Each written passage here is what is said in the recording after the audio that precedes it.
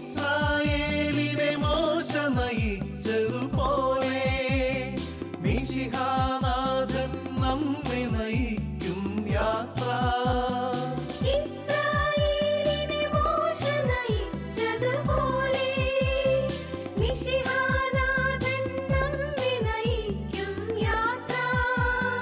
മരുഭൂച്ചൂടിൽ തളരും മനസ്സുകളിൽ സ്നേഹത്തെളിനീർ പെയ്തിറങ്ങും യാത്ര.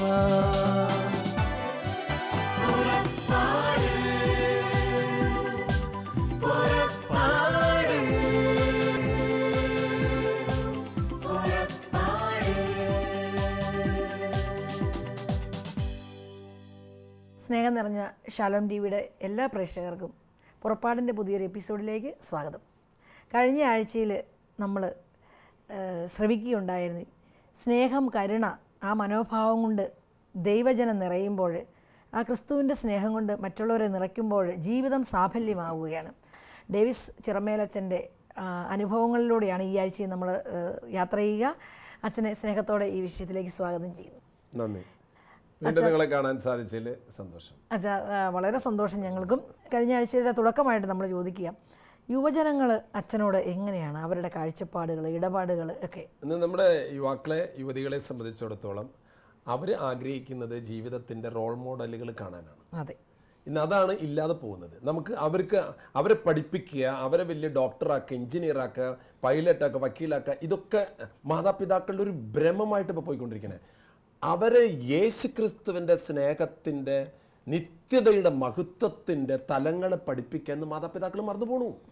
അതുകൊണ്ട് എന്തുണ്ടാവണം, കുറേ കഴിയുമ്പോൾ ഇവർക്ക് നല്ല പൊസിഷൻ കിട്ടി, സമ്പത്ത് കിട്ടി, കുടുംബം കിട്ടി, വീട് കിട്ടി. പക്ഷേ ഇതെല്ലാം കഴിയുമ്പോൾ ഇവർക്ക് അർത്ഥശൂന്യത തോന്നുക. ഇന്ന് അനേകം യുവാക്കൾ കുറേ കഴിയുമ്പോൾ എന്തിനാ ജീവിക്കണേ, ആത്മഹത്യകൾ പെരുകുന്നു. കുറേ കഴിയുമ്പോൾ മയക്കുമരുന്നുകളിലേക്ക്. എന്താ കാരണം? നിത്യതയെക്കുറിച്ച് ചിന്തയുള്ളവൻ ഒരിക്കലും ആ തലത്തിലേക്ക് പോയാൽ തന്നെ അപ്പം തന്നെ തിരിച്ചു വരില്ല. അവിടെ മക്കൾക്ക് യഥാർത്ഥ ജീവിത ദർശനം കൊടുക്കണം. അത് മാതാപിതാക്കൾ സുവിശേഷമായിട്ട് മാറണം. മാതാപിതാക്കളുടെ ജീവിതമാണ് കണ്ട് മക്കൾ പഠിക്കേണ്ടത്. പണ്ട് നമ്മുടെ മാതാപിതാക്കൾ എന്നാണ് ഞാൻ പറഞ്ഞില്ലേ, മാതാപിതാക്കൾ നമ്മൾ പഠിച്ചിട്ടുള്ളത്.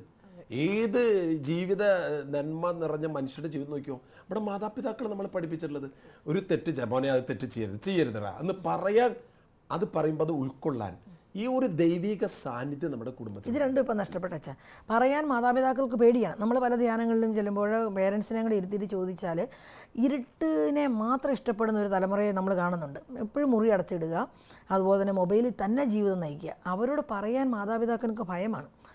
അതുപോലെ തന്നെ അതിന് അഥവാ പറഞ്ഞാൽ അവരെ സ്വീകരിക്കുകയുമില്ല. അത് മനസ്സിലാക്കേണ്ടത് നമ്മൾ ചെറുപ്പത്തിലെ അങ്ങനെ രൂപപ്പെടുത്തി. ഇപ്പം എത്രയോ പല രാജ്യങ്ങളിൽ പോയ ആൾക്കാരൊക്കെ കുറേ കഴിയുമ്പോൾ അവർ നാട്ടിൽ കൊണ്ടുവന്നിട്ട് ഈ കുട്ടികൾക്ക് വേണ്ട കാര്യങ്ങൾക്ക് കിട്ടാണ്ട് പോയി കഴിഞ്ഞാൽ പിന്നെ കുറച്ച് കഴിയുമ്പോൾ അപ്പനും ഇല്ല, അമ്മയും ഇല്ല, സഹോദരങ്ങളും ഇല്ല, ആരുമില്ല, സഭയും ഇല്ല, ഒന്നും അറിയില്ല. അങ്ങനെ പോന്നാൽ എന്തുണ്ടാകും?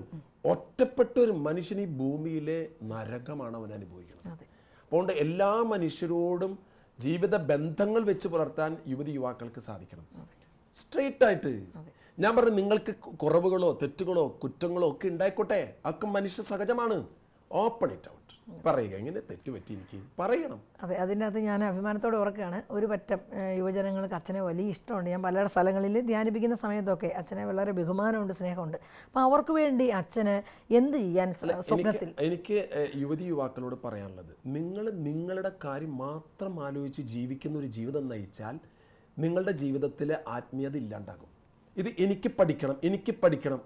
നീ പഠിക്കുമ്പോഴേ തന്നെ നിൻ്റെ ജീവിതത്തിൻ്റെ ലക്ഷ്യം നീ നിശ്ചയിച്ചിരിക്കണം. ഞാൻ എന്തിനു പഠിക്കുന്നു? എൻ്റെ ജീവിത സുഖങ്ങൾക്ക് വേണ്ടിയല്ല. ഞാൻ പഠിച്ചു കഴിഞ്ഞാൽ ഇന്നത് ഞാൻ ചെയ്യും, എൻ്റെ സമൂഹത്തിന് വേണ്ടിയിട്ട് തമ്പുരാൻ എന്നെ ഏൽപ്പിച്ച ഒരു ദൗത്യമാണ് എന്ന് മനസ്സിലാക്കിയിട്ട് അത് കൊടുക്കാൻ വേണ്ടി നീ ഇൻറ്റൻഷൻ വെച്ചിട്ട് പഠിക്കണം. നീ ഡോക്ടറാവുന്നു, നീ എന്ത് ചെയ്യും? ഡോക്ടറായാലും അത് ഇപ്പോഴേ തീരുമാനിക്കണം. നീ വക്കീലാകുന്നു, നല്ലൊരു പൊസിഷൻ, ഞാൻ അമേരിക്കയിലേക്ക് പോകുന്നു, എന്ത് ചെയ്യും? നീ അത് ഇപ്പോഴേ തീരുമാനിക്കണം. ആ ഓറിയൻറ്റേഷൻ നിൻ്റെ ഉള്ളിലുണ്ടാകുമ്പോൾ നിൻ്റെ ഫോർമേഷൻ സക്സസ് ആയിട്ട് പോകും. ഇതിന് വളരെ ഉദാഹരണമായിട്ട് നമുക്ക് എടുക്കാവുന്നതാണ് ഫ്രാൻസിസ് അസീസി. ഫ്രാൻസിസ് അസീസിയുടെ ജീവിതത്തിൽ സർവ്വ സ്വഭാവങ്ങളുണ്ടായിരുന്നു. യുവാവാണല്ലോ. പക്ഷെ ഇന്ന് യുവാക്കളോട് പറയാനുള്ളത്, എന്തുകൊണ്ട് നിങ്ങൾക്ക് ഫ്രാൻസിസ് അസീസിയെ പോലെ ജീവിതത്തിൻ്റെ ഡ്രാസ്റ്റിക് ആയിട്ടുള്ള കാര്യങ്ങൾക്ക് ഇറങ്ങി തിരിച്ചുകൂടാ? ഇറങ്ങിത്തിരിക്കുക, അങ്ങനെ മാതൃകകൾ ഉണ്ടാകട്ടെ. യുവതി യുവാക്കളുടെ ഇടയിൽ മാതൃകകൾ ഉണ്ടായി. ഇന്ന് ധാരാളം കരിസ്മാറ്റിക് പ്രസ്ഥാനത്തിലൂടെ ധാരാളം അങ്ങനെ യുവതി യുവാക്കൾ വന്നിട്ടുണ്ട്. പക്ഷെ അവർ കുടുംബജീവനം നയിച്ച് കുറച്ച് കഴിഞ്ഞൂടെ അതൊക്കെ ഇട്ടെറിഞ്ഞിട്ട് പോകരുത്. You to stick on. ജീവിതത്തിൽ കാണിച്ചു കൊടുക്കണം. നിങ്ങൾ ഈ ലോകത്ത് ജീവിച്ച് മരിച്ചു പോയാൽ പോലും അടുത്ത തലമുറയ്ക്ക് പറയാൻ പറ്റണം, ദേ അതുപോലെ ആകണമെന്ന് പറയണം. മറ്റൊരു ഉദാഹരണം എനിക്ക് പറയാനുള്ളത് മാതാവ് തന്നെയാണ്. മാതാവിൻ്റെ ജീവിതത്തിലെ കരുണയും സ്നേഹവും നന്മയും എവിടെ പോയാലും, എൻ്റെ പ്രിയമുള്ള യുവതി യുവാക്കൾ, നിങ്ങൾ മനസ്സിലാക്കുന്നത് എവിടെ പോയാലും നിങ്ങൾക്ക് എന്ത് കിട്ടും, നിങ്ങൾക്ക് അവിടെ എന്താ കൊടുക്കണ്ടേ, ഇവിടെ എന്താ കുറവ് എന്ന് നോക്കുന്ന മനുഷ്യൻ. മാതാവ് കല്യാണത്തിന് പോയി, അത് നിങ്ങളുടെ പ്രശ്നം എന്താ? ആൾക്കാർ ചോദിക്കും അവിടെ വെള്ളം വീഞ്ഞാക്കി കൊടുത്തല്ലോ എന്ന്. വെള്ളം വീഞ്ഞാക്കി കൊടുത്തതല്ല അവിടെ അത്ഭുതം. മാതാവിൻ്റെ കണ്ണ് പോയതാണ്. ഒരു കുടുംബത്തിൻ്റെ സങ്കടം കാണാനുള്ള കണ്ണ് മാതാവിനുണ്ടായി. ആ സങ്കടം പരിഹരിച്ചു കൊടുക്കാൻ വേണ്ടിയിട്ടാണ് ഈശോയുടെ പക്കൽ പോയത്. നമ്മൾ അങ്ങനെയാകണം. നമ്മുടെ ജീവിതം ദേവാലയത്തിൽ പോകുന്നത്, പ്രിയമുള്ളവരെ, മറ്റുള്ളവരുടെ സങ്കടങ്ങൾ പരിഹരിച്ചു കൊടുക്കാൻ വേണ്ടിയിട്ടായിരിക്കണം കർത്താവിൻ്റെ പക്കലേക്ക് നമ്മൾ പോകേണ്ടത്. ഇത് നമ്മുടെ സങ്കടങ്ങൾ പറഞ്ഞിട്ട് തീരാനുള്ള നേരമില്ല. എന്നിട്ട് പിന്നെ അച്ഛൻ എല്ലാവരുടെ കാര്യങ്ങളൊക്കെ പറയാൻ നിൽക്കണേ. നമ്മൾ അപരൻ്റെ സങ്കടങ്ങൾ പറഞ്ഞാൽ മതി. നിൻ്റെ കാര്യങ്ങൾ ചോദിക്കുന്നതിന് മുമ്പേ കർത്താവ് നടത്തിത്തരും. അപ്പം അതുകൊണ്ട് നമ്മുടെ ക്രൈസ്തവ ജീവിതം എന്ന് പറയുന്നത് അപരൻ്റെ നന്മയില്ലാത്തൊരു ക്രൈസ്തവ ജീവിതം. അതാണ് ധനവാന്റെ ഉപമയിൽ പറയുന്നത്. ധനവാന്റെ ഉപമയിൽ പറയുന്നത് അവൻ എല്ലാ സുഖങ്ങളും അനുഭവിച്ചു, പക്ഷേ ഈ കിടക്കുന്ന മനുഷ്യനെ മനസ്സിലാക്കാനായിട്ട് സാധിച്ചില്ല. അത് അവൻ്റെ ജീവിതം നഷ്ടമായി.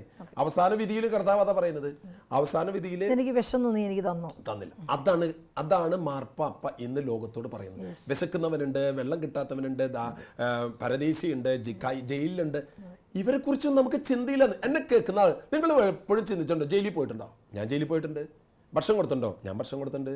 വസ്ത്രം കൊടുത്തിട്ടുണ്ടോ? ഞാൻ വസ്ത്രം കൊടുത്തിട്ടുണ്ട്. ഞാൻ എൻ്റെ കാര്യത്തിൽ ഇത്രയും ഞാൻ ചെയ്യണമല്ലോ. യുവതി യുവാക്കളോട് പറയാനുള്ളത്, നിങ്ങളുടെ ജീവിതത്തിൽ എന്തുകൊണ്ട് കർത്താവ് ചോദിച്ച ചോദ്യത്തിന് ഉത്തരം കൊടുത്ത് ജീവിക്കുകയെ. എന്തുകൊണ്ട് നമ്മുടെ ജീവിതത്തിൽ ദൈവം തന്നതിൻ്റെ സക്കവസ് പറഞ്ഞ പോലെ പകുതി ഞാൻ ദരിദ്രർക്ക് കൊടുക്കണു. നമ്മളിത് കൊടുക്കുമ്പോൾ തിരിച്ച് കിട്ടണം എന്ന് കരുതി കൊടുക്കരുതിട്ട്. അപ്പം പിന്നെ അതൊരു കച്ചവടമായിട്ട് മാറും. അല്ല അച്ഛാ, ഒരിക്കലും ദൈവം കടക്കാരനാകില്ല മനുഷ്യരോട്. പാവപ്പെട്ടവന് കൊടുക്കുമ്പോൾ ഞാൻ നിന്നോട് കടക്കാരനായെന്ന് വചനം പറയുന്നുണ്ട്. അങ്ങനെയാണെങ്കിൽ കൊടുത്താൽ അതിൻ്റെ ഇരട്ടി തരാൻ കഴിവുള്ള ദൈവമുണ്ട്. നമുക്ക് അങ്ങനെ ഇരട്ടി ചിന്തിക്കരുത് എന്നാണ് ഞാൻ പറയാം. കാരണം അല്ല, അത് സമ്പത്ത് എന്ന് പറഞ്ഞു കഴിഞ്ഞാൽ നമ്മുടെ ഈ ഭൗതികമായ സമ്പത്തല്ലല്ലോ. നമുക്ക് ജീവിക്കാനുള്ളത് കഴിഞ്ഞ് എന്തെല്ലാം ഉണ്ടെങ്കിലും അത് മറ്റുള്ളവരുടെയും കൂടെ ആണെന്നൊരു ചിന്ത മതി. അവിടെ ഒരു ഡൈവേർഷൻ ഞാൻ പറയാം. നമ്മുടെ ചിന്തയിൽ ജീവിക്കാനുള്ളത് കഴിഞ്ഞിട്ട് കൊടുക്കുക എന്നുള്ളതാണ് നമ്മുടെ ചിന്ത. അപ്പം ഞാനതിൽ ഒരു തമാശ പറയാറുണ്ട്. അതായത് ജീവിക്കാനുള്ളത് എപ്പോഴാണ് നമുക്ക് ആവണേ? ഒരു നേരത്തെ ഭക്ഷണവും അതൊന്നല്ല, ജീവിക്കാനുള്ളതൊക്കെ ആവണമെങ്കിൽ ഒരു കാലത്ത് ആവില്ലത്. അങ്ങനെ ചിന്തിക്കരുത്. നമ്മൾ മനസ്സിലാക്കേണ്ടത് 2 ചെമ്പ് നാണയ ഒരു തകരത്തമ്മ തട്ടിയിട്ട് ഒച്ച ഉണ്ടാക്കി കുറേ വർഷങ്ങൾക്ക് മുമ്പാണ്. ഒരു ദേവാലയത്തിന് മുമ്പിൽ വെച്ചിട്ടാ. അവിടെ ഉണ്ടായിരുന്നു ആര്? യേശു ക്രിസ്തു. ആ പെണ്ണ് ഒരു വിധവയാണ്. 2 തട്ട തട്ടി വെച്ചാൽ അതെന്ത് പ്രശ്നം നോക്കുമ്പോൾ ഒരു ഒച്ച കേട്ടില്ല. അപ്പം ഞങ്ങളവിടെ കുറേ കാശ് ഇടുന്നുണ്ടല്ലോ അവിടെ ഭണ്ഡാരത്തിൽ. ആ ഒച്ചൊന്നും കേൾക്കണില്ലേ? അതൊന്നും കേൾക്കണില്ല. 2 ശബ്ദം കിട്ടും. അതാരത്? ഞാനാണ് ഇട്ടത്. അന്ന് ഉച്ചയ്ക്ക് ഈ മസാല ദോശ മറ്റേ ചോറ എന്തോ വാങ്ങിച്ച് കഴിക്കാനുള്ള കാശായിരുന്നു. ആ കാശാണ് ഞങ്ങളുടെ വീണത്. തമ്പുരാൻ പറഞ്ഞു, ദീപ് വീണ 2 പൈസ ഉണ്ടല്ല, നേരെ മുകളിലേക്ക് പോയിട്ടുണ്ട്. അതുകൊണ്ട് നമ്മൾ നമ്മുടെ കാര്യങ്ങൾ കഴിഞ്ഞിട്ട് കൊടുക്കണേന് 916ൻ്റെ ക്വാളിറ്റി ഉണ്ടാവില്ല. സംഭവം സ്വർണം തന്നെ, പക്ഷേ 916 ഗോൾഡ് എന്ന് പറയുമ്പോൾ അതിനൊരു ചെറിയൊരു ഗമിയുണ്ട്. സ്വർണം വിൽക്കണവർക്കും ഇത് നല്ലൊരു പരസ്യം ആയിക്കോട്ടെ. അപ്പം പ്രിയമുള്ളവരെ, ഗോൾഡ് എന്ന് പറയുന്നതിനേക്കാൾ വിലപ്പെട്ടതാണ് മനുഷ്യൻ്റെ മനസ്സിൻ്റെ നന്മ. അതിന് ക്വാളിറ്റി ഉണ്ടാവണം എന്നാണ് ഞാൻ ഈ പറഞ്ഞതിൻ്റെ അർത്ഥം. ആ വിധവയുടെ 2 ചെമ്പ് തൊട്ട് സമർപ്പിച്ചതുപോലെ അല്ല. ഞാൻ ചോദിക്കട്ടെ, ദൈവം നമുക്ക് തൻ്റെ പുത്രനെ നൽകിയിട്ട് നമ്മൾ കൊടുക്കണത് തമാശയായിട്ടാണെങ്കിലും ഞാൻ ഈ കാര്യം പറഞ്ഞപ്പോൾ പറയാം. പക്ഷെ ശ്രദ്ധിക്കേണ്ട ഒരു കാര്യം, ഞാൻ വേളാങ്കണ്ണിയിലേക്ക് പഠിത്ത് പോയ അവസരത്തിൽ അവിടെ വെച്ചാൽ മാതാവിൻ്റെ നിയോഗത്തിൽ കുറേ അത്ഭുതങ്ങളും സൗഖ്യങ്ങളും നടത്തിയിട്ട് ആൾക്കാർ കാഴ്ചവസ്തുക്കൾ കുറേ സമർപ്പിച്ചിട്ടുണ്ട്. അതൊരു എക്സിബിഷനായിട്ട് വെച്ചിട്ടുണ്ട്. ദൈവസ്നേഹനട്ടാ ഞാൻ പറയണത്. ആ നന്ദി കാണിച്ചതാണ് മാതാവിനോടുള്ളത്. ഞാൻ പറഞ്ഞു, എന്താ പ്രത്യേകത? അച്ഛാ, സ്വർണത്തിൻ്റെ ആൾരൂപങ്ങളൊക്കെ കൊടുത്തിട്ടച്ചാ. ഞാൻ പറഞ്ഞു, ദൈവമേ, എനിക്കിത് കാണണട്ടാന്ന് പറഞ്ഞു. ഞാൻ എന്ത് സ്വർണത്തിൻ്റെ ആൾരൂപം അച്ഛൻ കണ്ടിട്ടില്ലേ? ഇല്ല, എനിക്കിത് കാണണം. അങ്ങനെ ഞാൻ എക്സിബിൻ്റെ ഹോളിലേക്ക് ചെന്നു. ഞാൻ ഹോളിൽ ചെന്നിട്ട് ഇങ്ങനെ നോക്കിക്കൊണ്ടിരിക്കുക, എവിടെ സ്വർണ്ണത്തിൻ്റെ 4 രൂപ, സ്വർണ്ണത്തിൻ്റെ 4 രൂപ. അപ്പം ഞാൻ എവിടെയാടാ തേച്ചാ, ഞാൻ നോക്കണ്ട, അച്ഛ ഇവിടെ നോക്ക്, എവിടെ നോക്കിയപ്പോൾ ചില്ലിട്ടിട്ടുള്ളൊരു ബോക്സുകൾ, അതിൽ സ്വർണ്ണത്തിൻ്റെ 4 രൂപം. ഞാൻ പറഞ്ഞു എവിടെ? ഭൂതക്കണ്ണാടി വെച്ചാൽ കാണാൻ പറ്റില്ല ഏത് സ്വർണ്ണത്തിൻ്റെ 4 രൂപം. ഒരു ഊതൂതിയ പറന്നു പോവും. ഞാൻ പറഞ്ഞു സമ്മതിക്കണം മനുഷ്യരുടെ സഹനം. ഇങ്ങനെയൊക്കെ കർത്താവിനോട് ത്യാഗം ചെയ്യുന്ന മനുഷ്യരുണ്ടല്ലോ. ഏത് സ്വർണത്തിൻ്റെ 4 രൂപയെ. സത്യമായിട്ട് ഞാൻ നിങ്ങളെ ആരും കുറ്റപ്പെടുത്തി പറയില്ല, സത്യം പറഞ്ഞു നോക്കിയത്. തമ്പുരാനോട് നമ്മൾ സ്വർണത്തിൻ്റെ 4 രൂപ എന്ന് എഴുതി വെച്ചിട്ട് കൊടുക്കണത് എന്തുട്ടാ? ഏത് ഇപ്പൊ കൊടുത്തവരൊക്കെ എന്നോട് വലിയ ദേഷ്യം തോന്നരുതിട്ടാ. ഞാൻ ഒരു കാഴ്ചപ്പാട് പറഞ്ഞതാ. സ്വർണത്തിൻ്റെ 4 രൂപമാണ് വേളാങ്കണ്ണിയിൽ ഞാൻ കൊണ്ട് കൊടുത്തത്. ഭൂതക്കണ്ണാടിയും കൂടി കൊടുക്കണം കാണാൻ വരുന്ന ആൾക്കാർക്ക്. എന്തിന്? കാണാനായിട്ട്. തമ്പുരാന്റെ സന്നിധിയിൽ ഇതിനൊക്കെ ദൈവത്തിന്റെ സന്നിധിയിൽ എന്തോരം അപ്പം നമ്മൾ ചെയ്യുന്ന പ്രവൃത്തിക്ക് അതിന്റെ പിന്നിലെ തമ്പുരാൻ കാണണം, ത്യാഗം ഉണ്ടെന്ന് കാണണം. അല്ല, നിന്നെ അനുഗ്രഹിച്ചു മടുത്തു എന്ന് ദൈവം ഓർത്താൽ നമ്മൾ ആരെങ്കിലും ഉണ്ടോ? ഇല്ല. ദൈവം മടുക്കുന്നില്ലോ നമ്മളോട് കരുണ കാണിച്ച്. ഞാൻ ചോദിക്കട്ടെ, നമുക്ക് ഈ ലോകത്ത് നിന്ന് കടന്നു പോകുമ്പോൾ ഞാൻ നേരത്തെ പറഞ്ഞ ഒരു സാധനം കൊണ്ടുപോകാൻ പറ്റില്ലല്ലോ. ഇപ്പൊ തന്നെ ഞാനിപ്പോ നാളെ ഇവിടുന്ന് ഇന്ത്യയിലേക്ക് നെടുമ്പാശ്ശേരി പോകണം. അവിടെ ചെല്ലുമ്പോൾ തന്നെ എമിഗ്രേഷൻ അവിടെ തന്നെ കീക്കി അങ്ങോട്ട് മാറൂ, ഇങ്ങോട്ട് കിടക്കൂ, എന്ത് അച്ഛൻ്റെ വാച്ചൂരി വയ്ക്കൂ. ഓക്കെ, എനിക്ക് വാച്ചില്ലട്ടാ, വേറെ എന്തെങ്കിലും കീ ഉണ്ടോ? ഇതെന്തിന് എമിഗ്രേഷൻ അങ്ങോട്ടൊന്നും കടത്താൻ പാടില്ലെന്ന്. ഇതിനേക്കാൾ സ്ട്രിക്റ്റ് എമിഗ്രേഷൻ ഉണ്ടാ മുകളിലേക്ക്. ഒരൊറ്റ സാധനം മുകളിലേക്ക് കടത്താൻ പറ്റില്ല. ഭാര്യനെ കൊണ്ടുപോകാൻ പറ്റില്ല, മക്കളെ കൊണ്ടുപോകാൻ പറ്റില്ല, സ്വർണം കൊണ്ടുപോകാൻ പറ്റില്ല, സമ്പത്ത് കൊണ്ടുപോകാൻ പറ്റില്ല, മറ്റേ വിൽപ്പത്രം, ആധാരം അത് കൊണ്ടുപോകാൻ പറ്റില്ല. പിന്നെ എന്തിനും കൊണ്ടുപോകാൻ പറ്റുക? നമ്മുടെ നല്ല പാൻസ് കൊണ്ടുപോകാൻ പറ്റില്ല, നല്ല ഷർട്ട് കൊണ്ടുപോകാൻ പറ്റില്ല, നല്ല സാരി കൊണ്ടുപോകാൻ പറ്റില്ല, പിന്നെ എന്തുട്ടാ മൊബൈൽ ഫോൺ അടക്കം കൊണ്ടുപോകാൻ പറ്റില്ല. പിന്നെ എന്തുട്ടാ പറഞ്ഞിട്ട് കാര്യം? ഇതൊന്നും കൊണ്ടുപോകാൻ പറ്റില്ല. നിനക്ക് കൊണ്ടുപോകാൻ പറ്റുമെന്നൊരു ഒറ്റ കാര്യമുള്ളൂ, നീ ജീവിച്ച ജീവിതം മാത്രം. നിന്റെ പല്ലില്ലേ സ്വർണത്തിൻ്റെ ഒരെണ്ണം വെച്ചിട്ടില്ലേ, കൊണ്ടുപോകാൻ പറ്റില്ല. അതൊക്കെ ചെക്കന്മാർ നോട്ടിട്ട് വെച്ചിട്ടുണ്ടാവും. ഏത് ചെക്കൻ? മൂത്ത പുത്രൻ. അവനത് കളയണ്ട, എന്തേ അപ്പൻ്റെ ഒരു പല്ലാണ് സംഭവം. സ്വർണ്ണൊരു തരി ഉണ്ടാവുമേ, എന്തിനെപ്പോഴും വെറുതെ കളയണേ? അതടക്കം അടിച്ച് മാറ്റും. വിഷമിക്കേണ്ടത് കേൾക്കുമ്പോഴൊന്നും സമ്പാദിക്കണം. ഭൂമിയിൽ നിന്ന് പോകുമ്പോൾ നമ്മൾ ഈ ഭൂമിയിലേക്ക് വന്നപ്പോൾ കരഞ്ഞിട്ടാണ് വന്നത്. പോകുമ്പോൾ ഒരു തുള്ളി കണ്ണീരുണ്ടാവാൻ പാടില്ല. ചിരിച്ചിട്ട് പോകണട്ടാ, ചിരിച്ചിട്ട് പോകണം. മനുഷ്യർക്ക് മദർ തെരേസ മരിച്ചു, മനുഷ്യർക്ക് കരഞ്ഞു, നിരാശപ്പെട്ടിട്ടല്ല കരഞ്ഞത്. ആ ജീവിതത്തെ ഓർത്തിട്ട് സന്തോഷത്തോടെ കരഞ്ഞതാ. എല്ലാവരും ഇരിക്കില്ലോ. അതേപോലെ നമ്മൾ ഈ ലോകത്ത് നിന്ന് കടന്നു പോകുമ്പോൾ നമ്മുടെ ജീവിതം കൊണ്ട് സന്തോഷിച്ച ആയിരക്കണക്കിന് മനുഷ്യർ ഈ ലോകത്തുണ്ടാവണം. അതുകൊണ്ട് എൻ്റെ പ്രിയമുള്ളവരെ, ആത്മീയത എന്ന് പറയുന്നത് ഓരോ മനുഷ്യരുടെ ജീവിതത്തിലും സന്തോഷം കൊടുക്കലാണ് ആത്മീയത. അത് പണം കൊടുത്തിട്ടായിരിക്കാം, നല്ലൊരു വാക്ക് കൊടുത്തിട്ടായിരിക്കാം. അച്ഛനൊരു വിഷൻ കാണുമല്ലോ ഈ ലോകത്തോട് പറയാൻ, സ്വപ്നങ്ങൾ. ഇതാ ഞാൻ പറഞ്ഞത്, എല്ലാ മനുഷ്യരെയും രക്ഷിക്കാനാണ് യേശു ക്രിസ്തു കുരിശിൽ മരിച്ചത്. ക്രിസ്ത്യാനികളെ മാത്രം രക്ഷിക്കാനല്ല. ആണോ? ആണോ? അല്ലല്ലോ. സമസ്ത ലോകത്തിനും ഇതാ ഒരു സദ്വാർത്ത അറിയിക്കുന്നു. സമസ്ത ലോകത്തിനല്ലേ? ലോകത്തിലെ സർവ്വ മനുഷ്യർക്കും. അതിലെല്ലാവരും പെട്ടിട്ടില്ലേ? ഹിന്ദുവല്ല, മുസ്ലിം അല്ല, ദുഷ്ടനല്ല, ശിഷ്ടനല്ല, പാപിയല്ല, കള്ളനല്ല, കുള്ളനല്ല, എല്ലാവരും പെട്ടിട്ടുണ്ട്. ആ മനസ്ഥിതിയുള്ള കർത്താവിൻ്റെ മനസ്സ് എനിക്കുണ്ടാവണം. അതല്ലേ വേണ്ടത്? അങ്ങനെയുള്ളൊരു കാഴ്ചപ്പാട് നമുക്കുണ്ടാകണം.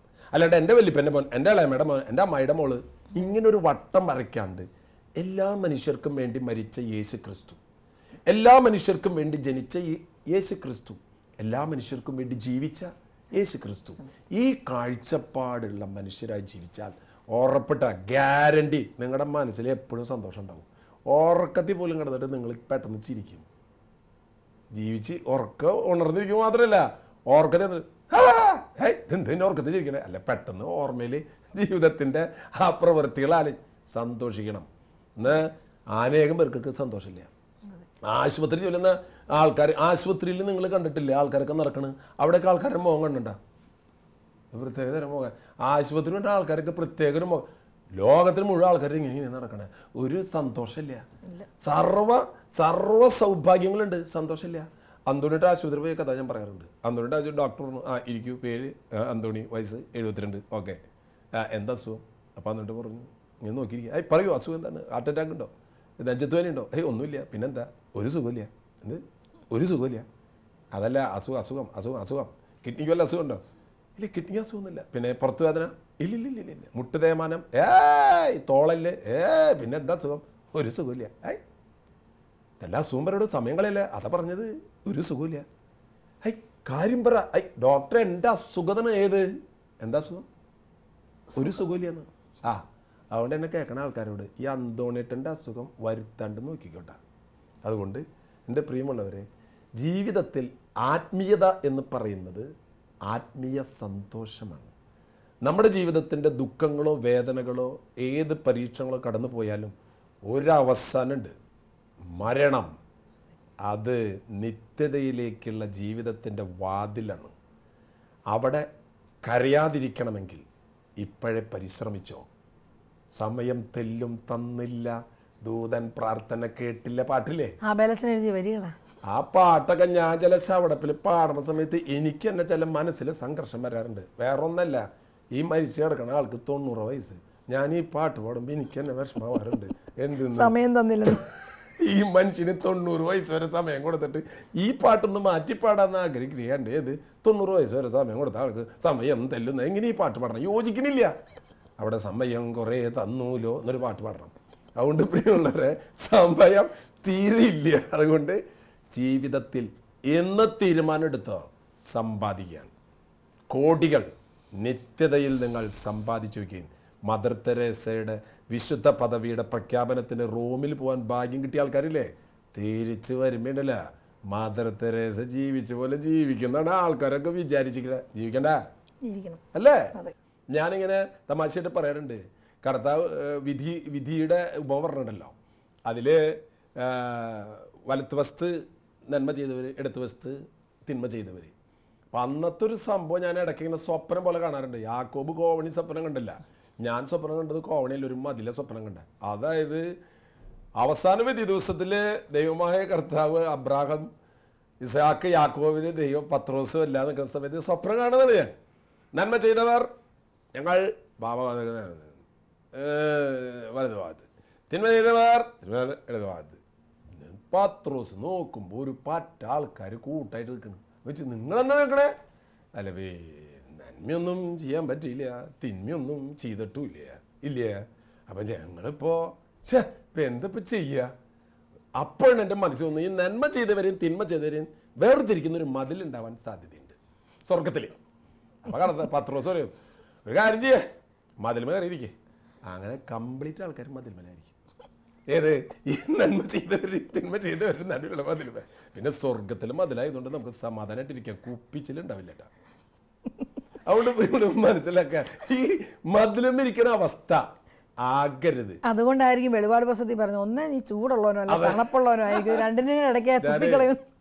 ഞാൻ UK ഇങ്ങനെ ഒരു ധ്യാനം കഴിഞ്ഞിട്ട് തിരിച്ചു പോരുക. അപ്പോൾ എയർപോർട്ടിലിരിക്കുമ്പോൾ ഒരു ഫോൺ കോൾ വന്നു. ഹലോ, ആരാ? മതിലും ഇരിക്കുന്ന ആളാണ്. ഈശ്വര, മതിലും ഇരിക്കുന്ന ആളാ ഫോൺ വിളിച്ചത്. അവൻ്റെ ഉള്ളിൽ തട്ടി. സമ്പന്നെ കേൾക്കുന്ന ആൾക്കാരെ, നിങ്ങൾ എവിടെ ഇരിക്കും? മതിലുമിലാണോ ഇരിക്കുക? കാരണം നീ നിന്റെ കാര്യം മാത്രം ആലോചിച്ച് ജീവിച്ചാലുണ്ടല്ല, മതിലേ ശരണം. മനസ്സിലായിണ്ട? നന്മ എന്ന് പറയുന്നത് എൻ്റെ അപ്പനും അമ്മയ്ക്കും ഭാര്യയ്ക്കും മക്കൾക്ക് ചോറും കൂട്ടാനും കറിയും വെച്ച് കൊടുക്കുന്നൊന്നും നന്മയല്ല.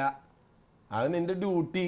നിന്റെ അപ്പനും അമ്മയും നിനക്ക് തന്നതിൻ്റെ പകരം നീ നിന്റെ മക്കൾക്ക് തിരിച്ചു കൊടുക്കണു, അത്രേ ഉള്ളൂ. അതിലൊന്നും പുണ്യം കിട്ടില്ല കേട്ടാ. പിന്നെ വിൽപ്പത്രം എഴുതി വെച്ചതിൻ്റെ പേരിൽ യാതൊരു പരിഗണനയും അവിടെ കിട്ടില്ല. കാരണം മരിച്ചു പോകുന്ന സമയത്ത് നമുക്ക് ഉപകാരമില്ലാത്ത സാധനങ്ങളൊക്കെ നാട്ടുകാർക്കും മക്കൾക്കൊക്കെ കൊടുക്കണമെന്ന് പറഞ്ഞാൽ അതിൽ എന്ത് പുണ്യം ഇരിക്കണ്? മരിച്ചു പോകുന്ന സമയത്ത് എനിക്ക് ആവശ്യമില്ലാത്ത സാധനം കൊടുക്കുന്നത് പുണ്യാണോ? നിങ്ങൾ പറ. ജീവിച്ചിരിക്കണ കാലത്ത് ചെയ്യണം ചേട്ടാ ചേച്ചി. അല്ലാണ്ട് മരിച്ചു പോണ സമയത്ത് അത് നീ എടുത്തോ, അത് നീ എടുത്തോ. എടുത്തോളാം, മര്യാദയ്ക്ക് അവിടെ കിടന്നോ, ഞങ്ങളിപ്പോൾ എടുക്കാണ്ടിരിക്കുന്നിരിക്കില്ല, ഞങ്ങൾ എടുത്തോളും. അപ്പം മരിക്കുന്ന സമയത്ത് മക്കൾക്ക് കുറെ പൊന്നും പണവും പറമ്പും കൊടുത്തിട്ട് സ്വർഗരാജ്യം നേടാമെന്ന് കരുതണ്ട. കാരണം ജീവിച്ചിരിക്കുമ്പോൾ ചെയ്ത കർമ്മങ്ങൾക്ക് ഫലമുള്ളോ. മരിച്ചു കഴിഞ്ഞിട്ടുള്ള സ്വത്തും പറമ്പും വീടൊന്നും ഒന്നും എഴുതി വെച്ചില്ലെങ്കിലും മക്കൾ എടുത്തോളും, ഇല്ലേ? ഏതെങ്കിലും ഇതുവരെ ഞാൻ കേട്ടിട്ടില്ല അപ്പൻ എഴുതി വെക്കാത്ത കാരണം ഒരു സാധനം ഞങ്ങൾ തുടർന്നില്ല, അവിടെ വെച്ചിരിക്കുക. ഇതുവരെ കേട്ടിട്ടില്ല, ആരും ചെയ്യില്ല. അപ്പം അതുകൊണ്ട് പ്രിയമുള്ളവരെ, മതിലും ഇരിക്കണ അവസ്ഥ ഉണ്ടാവരുതിട്ടാ. അതുകൊണ്ട് മതിലും നിന്ന് ഇറങ്ങുക, ഓടി നടക്കുക. കരുണയുടെ വർഷണം, ഓടി നടക്കുക. ജയിലിലേക്ക് പോ, രോഗികളുടെ അടുത്ത് ചെല്ലേ, ഇത് വല്ലപ്പോഴും വർഷത്തിലൊരിക്കൽ പോകാനല്ല, ജീവിതത്തിൻ്റെ ഒരു ഭാഗമാക്കിയിട്ട് മാറ്റി. അതിനെവിടെയാ രോഗി അച്ചോ? നിന്റെ തൊട്ടപ്പുറത്തുണ്ടല്ലോ വർഗീസേട്ടൻ ക്യാൻസർ ആയിട്ട് എടുക്കണ്ടല്ലോ, അവിടേക്ക് ചെല്ലേ. നീ ഊരിക്കൊടുക്കൊരു വള. എന്തിന്? ഒരു വളയെ കൊണ്ടുപോയി നീ പണയം വിറ്റ മോളെ, ആ കാര്യം നടത്തട്ടെ, കൊടുക്ക്. ഏക്കർ കണക്കിന് സ്വത്തുള്ള ആൾക്കാരില്ലേ, പറമ്പൊക്കെ ഉള്ളവരില്ലേ, 5-10 സെന്റ് സ്ഥലം വിൽക്കടോ, ഒരു കൊടുക്കടോ, തനിക്ക് നിത്യതയിൽ കിട്ടും. ഈ ഭൂമിയിൽ എനിക്കൊരു ഇഞ്ച് ഭൂമിയിൽ ഞാൻ ഒരു അക്കൗണ്ടില്ല, ഒന്നും ഇല്ലാണ്ട് ഞാൻ ജീവിക്കുക, എന്ത് സന്തോഷമായിട്ട് ജീവിക്കണം. അതല്ല, ഞാൻ അച്ഛൻ്റെ ഒരു പ്രോഗ്രാമിൽ കണ്ടു, കിട്ടുന്നത് അന്നേരം ഓൺ ദ സ്പോട്ടിൽ അർഹതപ്പെട്ട വേറൊരാൾക്ക് കൊടുത്തിട്ട്. ഒരാൾ ഒരു ഖത്തറിൽ വന്നപ്പോൾ ഒരാൾ പറഞ്ഞു, നല്ലൊരു വാച്ച് എടുത്തിട്ട് പറഞ്ഞു, ഞാനൊരു നല്ലൊരു വാച്ച് അച്ഛന് തരുന്നുണ്ട്, അപ്പോൾ അത് അച്ഛൻ്റെ കൈമ കെട്ടണമെങ്കിൽ മാത്രമേ തരുള്ളൂ. ഞാൻ പറഞ്ഞു, എന്നാ വേണ്ട ചേട്ടാ, ഞാൻ വാച്ച് കെട്ടില്ല, ഞാൻ വിരൽ കൊടുക്കും. എന്നാ വേറെ തരം വാച്ച് തരാം, ആയിക്കോട്ടെ, കുഴപ്പമില്ല. ഇത് ഇന്നിപ്പോൾ ഓരോ സമയത്ത് ഒരാൾ എന്തൊരു പെർഫ്യൂം എൻ്റെ കയ്യിൽ നിന്നിട്ട് പറഞ്ഞു, അച്ഛൻ അത് ഭയങ്കര വിലപിടിപ്പുള്ള പെർഫ്യൂമാണ്. ഉവ്, അത് അച്ഛൻ ഉപയോഗിക്കണേ, ഞാൻ ഉപയോഗിക്കണില്ല ചേട്ടാ, വേറെ ആൾ കൊടുക്കും. അയ്യോ, എന്നാൽ അത് വിഷമായി. മനസ്സിലാക്കുക, നമ്മുടെ കയ്യിൽ കിട്ടുന്ന കാര്യം അപ്പം കൊടുത്തു വയ്ക്കും, അപ്പം വേറെ വരും. ഇത് കൊടുക്കും തോറും നമ്മുടെ ജീവിതത്തിലേക്ക് തന്നെ വരും. പിന്നെ അതവിടെ പിടിച്ചു വെച്ചാൽ പിന്നെ വരില്ല ചേട്ടാ, കിടന്ന് കൊടുക്കണം. അപ്പോൾ കിട്ടുന്ന ഇങ്ങനെ ഇങ്ങനെ ഇങ്ങനെ വന്നുകൊണ്ടിരിക്കും, വെള്ളം ടാങ്കിൽ നിന്ന് ഒഴുകുന്ന പോലെ. ഞാൻ അതിരമ്പള്ളിയിലൊക്കെ പോയ സ്ഥലത്തിലൊക്കെ പല പ്രാവശ്യം ഞാൻ അവിടെ നിന്നിട്ട് ആലോചിച്ചു, ദൈവം ഇങ്ങനെ വെള്ളമൊക്കെ പോയി കഴിഞ്ഞാൽ അതിരമ്പള്ളി ഇല്ലാണ്ടാവില്ലേ എന്ന്. ഇതുവരെ ഇല്ലാണ്ടായിട്ടില്ല, അതിപ്പോഴും ഒഴുകിക്കൊണ്ടിരിക്കുക. കണ്ടമാനം വെള്ളം ഒഴുകി പോകല്ലേ, അത് നിർത്തണം, കുറച്ച് കഴിഞ്ഞ് നിർത്തുക, അല്ലെങ്കിൽ ഇത് അതിരമ്പള്ളിയിൽ വെള്ളം കഴിയില്ലേ. ഇന്ന് വരെ അതിരമ്പള്ളിയിലത്തെ വെള്ളം കഴിഞ്ഞിട്ടില്ലല്ലോ, പോയി ഒന്ന് നോക്കിക്കോ, ഇപ്പോഴും പോയിട്ട് ആ വെള്ളം കൊണ്ട് പോയിക്കൊണ്ടിരിക്കുക. കാരണം അത് കൊടുത്തുകൊണ്ടിരിക്കുക, കൊടുത്തുകൊണ്ടിരുന്നാൽ വെള്ളം ഇങ്ങനെ വന്നുകൊണ്ടിരിക്കും. അതുകൊണ്ട് ജീവിതത്തിൽ കരുണയുടെ സ്നേഹത്തിൻ്റെ ഒരു പ്രവാഹമായിട്ട് നമ്മൾ തീരണം. അങ്ങനെ മരിച്ചിട്ട് മഞ്ചേലിക്ക് അങ്ങോട്ട് കയറി വരുമ്പോണ്ടല്ല ആര് നമ്മളെന്നെ നമ്മുടെ ജീവിതം ഇതിങ്ങനെ അടക്കി ഒതുക്കി കൈ ഇങ്ങനെ കെട്ടിയിട്ട് മറ്റേ കുരിശ് ഇങ്ങനെ വെച്ചിട്ട് കൊന്നിട്ടിട്ട് ഇങ്ങനെ ഇരുത്തില്ല നമ്മളെ. അപ്പം മരിച്ചു കിടക്കണം മനുഷ്യനെ നോക്കിയിട്ട് നമ്മളെ മനുഷ്യരൊക്കെ പറയണം, ഏത് ഇങ്ങനെ അട്ടിയാൽ മതി തല, ഒന്നും പറയാൻ പാടില്ല. മനസ്സിലായെന്ന് ജീവിതം അതാണ് കേട്ടോ. നിത്യതയ്ക്ക് വേണ്ടിയിട്ട് വേണം പ്രിയമുള്ളവരെ ജീവിക്കാൻ. ഡേവിസ് ശർമ്മല ചിന്തയിലേക്ക് നാളെ മരിച്ചു പോകും, ഞാൻ ഉറപ്പായിട്ട് ജീവിക്കണം. എനിക്ക് എൻ്റെ ജീവിതത്തിൽ ചെയ്യാൻ പറ്റാവുന്നൊക്കെ ഇനി ചെയ്ത് തീർക്കണമെന്ന് മാത്രമേ ഒറ്റ ചിന്തയുള്ളൂ. എനിക്കറിയാം എൻ്റെ അപ്പനമ്മ മരിച്ചു പോയപ്പോൾ എനിക്ക് മനസ്സിലായി എൻ്റെ അപ്പനമ്മയുടെ അല്ല ഞാൻ. എൻ്റെ അപ്പനമ്മയുടെ ആണെന്ന് വെച്ചാൽ ഞാൻ അപ്പനമ്മ മരിച്ചു പോകുമ്പോൾ എന്നെ കൊണ്ടുപോകണ്ട, എന്നെ കൊണ്ടുപോയിട്ടില്ല. ഞാൻ അവരുടെ അല്ല, അവരുടെ ആണെങ്കിൽ എന്നെ കൊണ്ടുപോയിട്ടില്ല. ഇത്രയുള്ള പ്രിയമുള്ളവർ, ഞാൻ വലിയ ശാസ്ത്രങ്ങളും ദൈവശാസ്ത്രങ്ങളും ഒന്നും എന്നോട് പറയുന്നില്ല. എൻ്റെ ഉള്ളിൽ തോന്നിയ പൂത്തിങ്ങളാണ്. കുറച്ച് കഴിയുമ്പോൾ എനിക്ക് എൻ്റെ ദൈവത്തിൻ്റെ പക്കലേക്ക് പോകണം. എൻ്റെ തെറ്റുകളും കുറ്റങ്ങളും അറിയുന്ന ദൈവത്തിൻ്റെ പക്കലേക്ക്. എൻ്റെ പുണ്യങ്ങൾ, എനിക്ക് ഒരു പുണ്യം നമുക്ക് ചെയ്യാൻ പറ്റില്ല ഈ ഭൂമിയിൽ. കർത്താവിൻ്റെ സഹനത്തിൻ്റെ ത്യാഗത്തിന് എന്ത് പുണ്യം ചെയ്യാൻ പറ്റുമെന്ന് പറയണം. നമ്മളൊരു കിഡ്നി കൊടുത്തതെന്നൊക്കെ പറഞ്ഞിട്ട് നടക്കണ്. കർത്താവ് തൻ്റെ ശരീരത്തിലെ അവസാനത്തെ ഉള്ളി വരെ തന്ന് നമ്മുടെ പാപങ്ങൾക്ക് വേണ്ടി ആടുപിഴൽ സഹിച്ച് മരിച്ച കർത്താവ് ഞാനൊരു കിഡ്നി തന്നു. എന്ത് കിഡ്നി തന്നു? ഒന്നുമില്ല പ്രിയമുള്ളവർ, ഒന്നുമില്ല അതിലൊന്നും. നമ്മൾ ഇനിയും കുറേ കാര്യങ്ങൾ ചെയ്യാനുണ്ട്. അതുകൊണ്ട് എന്നെ ശ്രമിച്ച ആൾക്കാരോട് പറയാനുള്ളത്, പ്രസംഗം കേട്ടിട്ട് നിർത്തരുതിട്ട. നമ്മൾ ഒരു കൊന്ത ചൊല്ലി അവസാനിപ്പിക്കുമ്പോൾ അവസാനം കുരിശ് മുത്തില്ലേ, മുത്തുമ്പോൾ തീരുമാനം എടുക്കണം, ഇന്നത് ഞാൻ ചെയ്തിരിക്കും. അപ്പം മാതാവ് സംപ്രീതയാകും. അല്ലാണ്ട് കൊന്ത ചൊല്ലി ഇരിക്കുക. അത് മാത്രമല്ല, ഒരു കൊന്ത ചെല്ലുമ്പോൾ ഒരു പ്രവൃത്തി ചെയ്യുക, രണ്ടാമത്തെ കൊന്ത ചെല്ലുമ്പോൾ അടുത്തൊരു പ്രവൃത്തി ചെയ്യുക. അപ്പോൾ പ്രാർത്ഥനയും പ്രവൃത്തിയാവും. അങ്ങനെ നമ്മുടെ ക്രൈസ്തവ ജീവിതം പ്രാർത്ഥനയും പ്രവൃത്തിയുമായി. വലിയ പഠിപ്പറിവ് കഴിവില്ല സ്വത്തിലൊന്നും കരയണ്ട. നിങ്ങളുടെ ജീവിതത്തിൻ്റെ നന്മ എന്ന് പറയുന്നത് ലോകം കാണുന്ന പോലെയല്ല പ്രിയമുള്ളവരെ, നമ്മുടെ മനസ്സ് ദൈവം കാണുന്നത്. നമ്മളൊരു കുഷ്ഠരോഗിയായി തീർന്നു, എന്ത് ദൈവത്തിന് ഇഷ്ടമല്ലേ? ഇഷ്ടമുണ്ട്. ആണും പെണ്ണും ഇല്ലാത്ത മനുഷ്യരിന്ന് സമൂഹത്തിലുണ്ട്. അവരാർക്കും ഇഷ്ടമില്ലേ? ദൈവം അവരെയാണ് ഏറ്റവും കൂടുതൽ സ്നേഹത്തോടെ സ്വീകരിക്കുക. വികലാംഗരായിട്ടുള്ള മനുഷ്യരുണ്ട്, എന്തേ അവരെയാണ് ദൈവം കൂടുതൽ സ്നേഹിക്കുക. കാരണം ഒരു അമ്മ രോഗിയായ കുഞ്ഞിനെയാണ് കൂടുതൽ വാത്സല്യത്തോടെ സ്നേഹിക്കുക. അതാണ് ദൈവത്തിൻ്റെ സ്നേഹം. ആ സ്നേഹമുള്ള മനുഷ്യരായി നമ്മുടെ സമൂഹത്തിൽ ക്രൈസ്തവൻ ക്രിസ്തുവിൻ്റെ ഒരു പ്രതിപുരുഷനായിട്ട് തീരുക. ഫ്രാൻസിസ് അസീസിയും മദർ തെരേസയും വിശുദ്ധരായിട്ട് നമ്മുടെ മുമ്പിലൂടെ നടന്നുപോയ സാധാരണ ജീവിതം നയിച്ചവരാണ്. അതുകൊണ്ട് ഓർഡിനറി ലൈഫ് നയിക്കുക. കഴിവുകളിൽ കോൺസെൻട്രേറ്റ് ചെയ്യാതെ കനിവിൽ കോൺസെൻട്രേറ്റ് ചെയ്യുക. എന്നിട്ട് നമ്മുടെ ജീവിതത്തിലെ സുഖങ്ങൾ ചിലത് വേണ്ടാന്ന് വെക്കുക. നമ്മുടെ മക്കൾ അത് കണ്ട് പഠിക്കുക. മക്കളുടെ വിവാഹമൊക്കെ വരുമ്പോൾ ഒരു 4-5 മക്കളുടെ സമ്പത്തുള്ളവർ മക്കളുടെ വിവാഹം നടത്താൻ സഹായം കൊടുക്കുക. നമ്മളൊരു വീട് പണിയുമ്പോൾ ഒരു 10 പേർക്ക് ഒരു കുടിലെങ്കിലും പണിത് കൊടുക്കുക.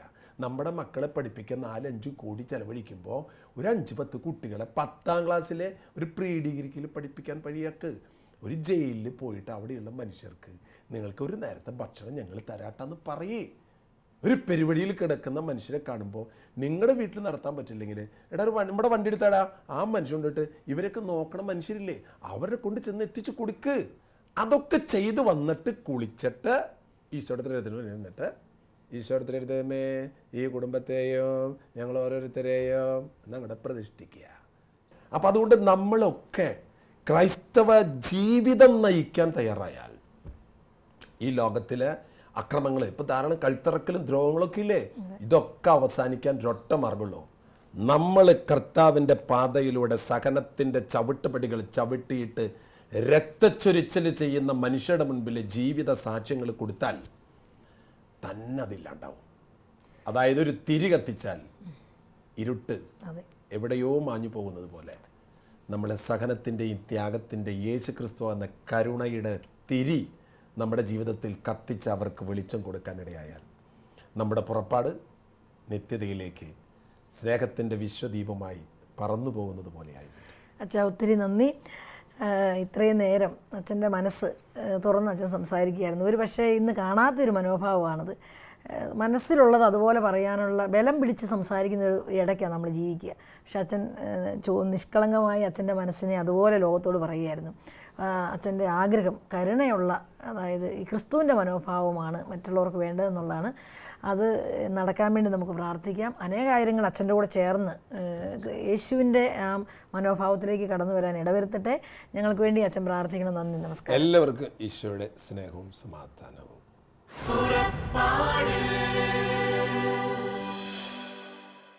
ഈ പ്രോഗ്രാമിനെ കുറിച്ചുള്ള നിങ്ങളുടെ വിലയേറിയ അഭിപ്രായങ്ങളും നിർദ്ദേശങ്ങളും ഇമെയിലിലൂടെ ഞങ്ങളെ അറിയിക്കുക. purappad.uae@gmail.com. പരിശുദ്ധാത്മവരങ്ങളാലെന്നും ഹൃദയത്തിനകതാ